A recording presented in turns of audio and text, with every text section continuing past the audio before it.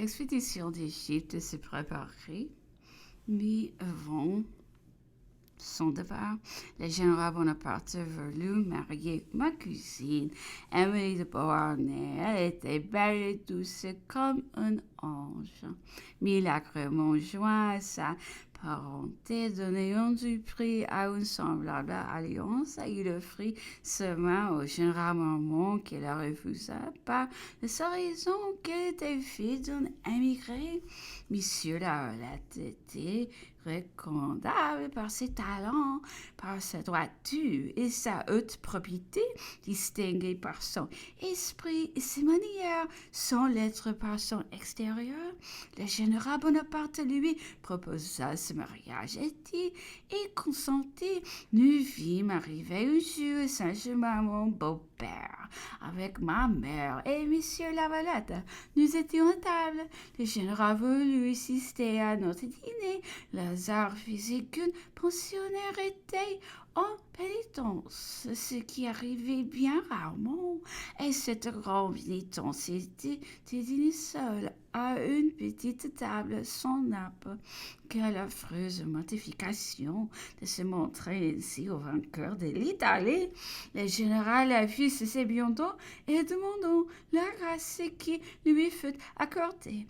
La coupable si cruellement punie était mademoiselle Zoé Talon, depuis madame de Quilla. Le général visita toute la maison de Saint-Germain, s'informa des études, donna des conseils sur les travaux qui convenaient aux femmes. Enfin, il était absolument là même et mettait la même gravité et la même importance à s'occuper de ce qui pouvait convenir à des petites filles, que je l'ai vu souvent depuis décider des questions les plus importantes.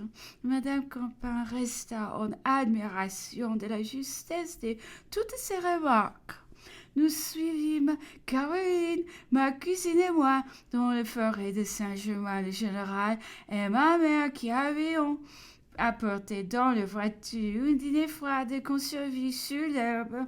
Madame Lavalette s'occupa beaucoup de ma cuisine et le mariage fut conclu 8 jours avant le départ pour l'Égypte. Chez mon grand-père, sans pareil, nous y assistâmes, Caroline et moi. Après la célébration, ma cousine me parut triste. J'ai commencé à soupçonner que cette union ne lui convenait pas.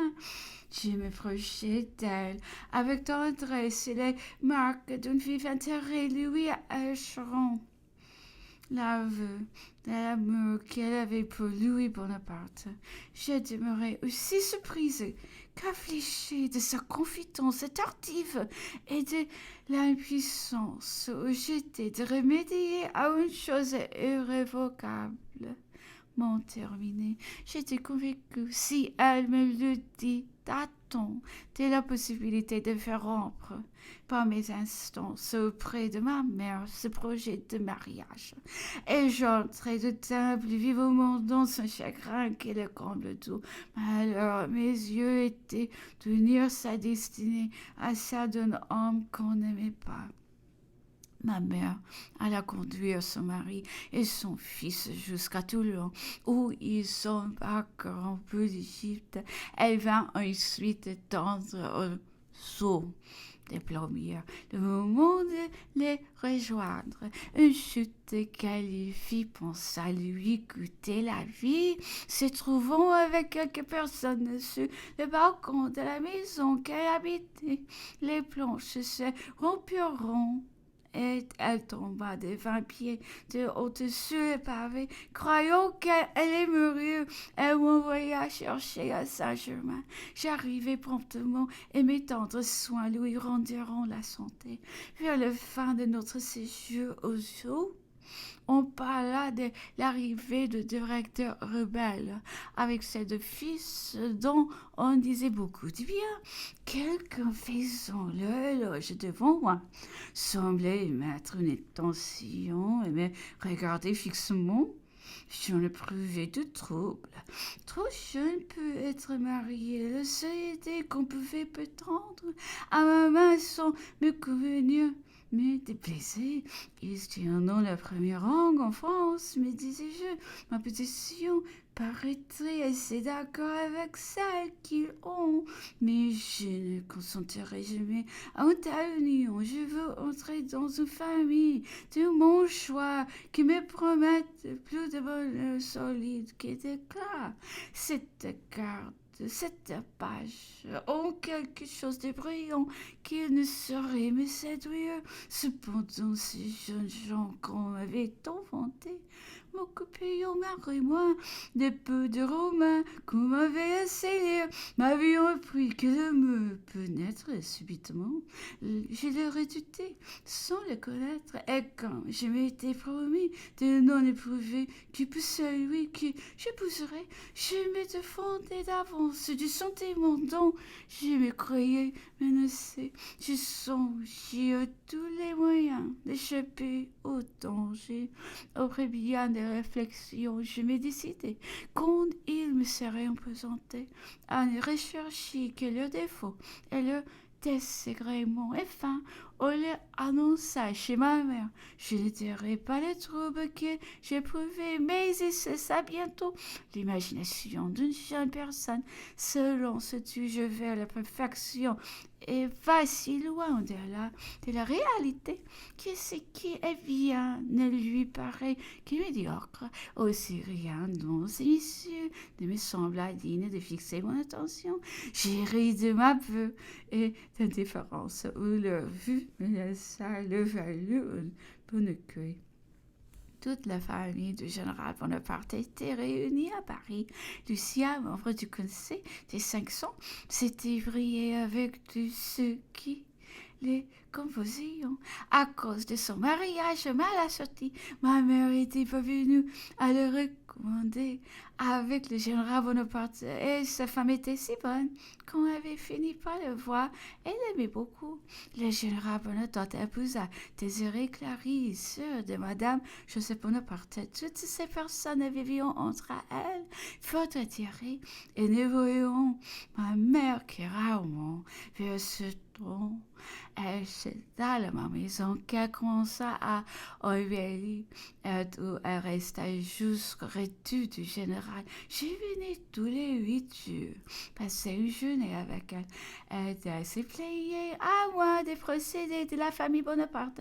À son égard, lui était revenu d'Égypte et n'avait mis aucun pressement venir la voir. Elle en fut affectée. J'eus un grand chagrin. J'ai appris que mon frère avait été blessé à la tête sous le mur de Saint-Jean d'Acre. Il tomba roide sur le coup. On l'écrouma. Une bombe avait éclaté au milieu de l'état-major. Un éclat avait frappé mon frère. Le même jour, le colonel de Roc avait aussi été blessé très grièvement. Et le général Bonaparte lui-même courut le plus grand danger. Un simple maréchal des logis des quittes. Depuis le général Domesnil s'élança intrépidement entre la bombe et le général le saisit dans ses bras et lui fit un rempart de son corps. Mais le général, en voyant tomber mon frère, avait été trop ému pour songer à lui-même. Enfin, le général Bonaparte débarqua à Fréjus au moment où il était le moins attendu. L'enthousiasme fut si grand que tous les habitants de la ville se porteront vers la frégate et monteront et rompiront pas les lois de la quarantaine. La France, à cette époque, était si malheureuse que tous les bras lui feront ouverts et que toutes les espérances se tourneront vers lui. Je partis avec ma mère pour aller à sa rencontre. Tout nous traversâmes à Vergognon où à chaque village des arcs de triomphe étaient élevés. Lorsque nous nous arrêtions pour changer des chevaux, les peuples se pressaient autour de notre voiture et nous demandaient s'il était bien vrai que leur sauveur arriva, car c'est le nom que la France entière lui donnait alors. L'Italie perdue, les finances épuisées, le gouvernement directorial sans force et sans considération. Faisions regarder serais-tu comme un bienfait du ciel. La route depuis Fréjus jusqu'à Paris ne fut qu'une suite de triomphes qui devions lui apprendre, ainsi que ses ennemis, ce que la force tendait de lui. Aussi à peine arrivé, tous les partis s'adresseront à lui, c'était à qui changerait la forme du gouvernement et céderait de ses talents. Monsieur Machalan se saillant qu'il avait passé par les Bourbonnais et il était déjà dans la capitale lorsque nous y arrivâmes. Nous étions restés à Paris, Caroline et moi, depuis le retour du général lorsque le 17 première nous renvoya tout à coup à Saint-Germain. Ma mère demandait encore quelques jours. Il faut inexorable. Nous étions loin de nous douter des événements du lendemain. Mais le général Murat, un vrai chevalier amoureux, nous expédia dans la nuit de 19 avril 4 grenadiers de la garde qui commandaient. Ils étaient chargés de nous apprendre ce qui était passé à Saint-Cloud et la nomination du général Bonaparte au consulat, qu'on se figure 4 grenadiers frappant aux portes d'un couvent des femmes au milieu de la nuit. L'alerte fut générale. Madame Campin blâma hautement son militaire d'annoncer la nouvelle. Caroline ne vit qu'une brève de galaterie et de mots.